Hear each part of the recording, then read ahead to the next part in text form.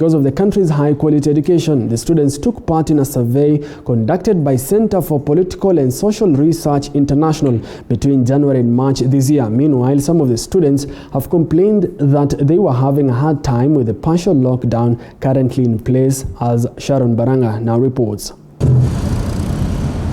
Even as institutions of higher learning in the country have been urged to make their courses attractive to international students, there are foreign students currently studying in Kenya who believe they have made an informed decision because of the high quality of education being offered. 22% of the foreign students say they admired the quality of education, while 16% cited high global ranking and reputation of some of the institutions, affordability aspects, and great courses, among others. Because I started schooling here when I was back in primary school.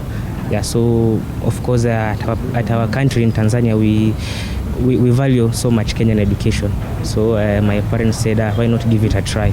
So I decided I came here, and then with time I just got to like the place and the country, and then I said, why not continue? Most of the boarding primary schools in Kajiado, George, really cater for Tanzanian students. And these are the low-hanging fruits. If this government had this country went out deliberately, consciously, in a structured manner to capture the Tanzanian market in terms of basic education only, the government will raise a lot of revenue.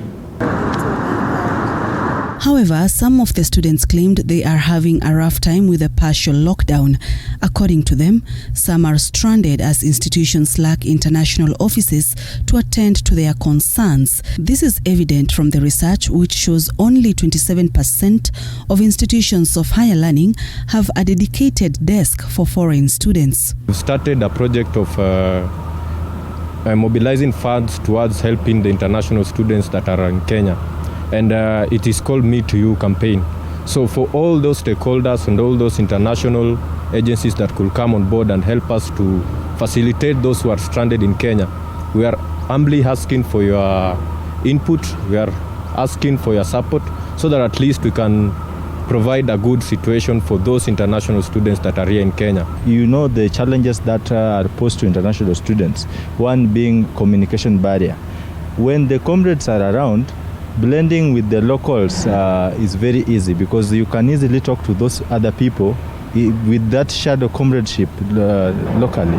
But the moment they are away, how are you even going to move around?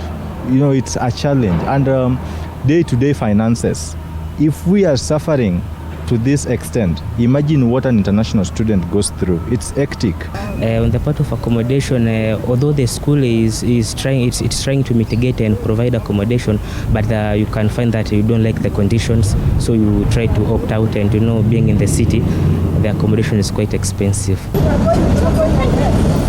Kenyan universities are also encouraged to advertise their courses on international media platforms to attract more international students. Sharon Baranga, TV 47.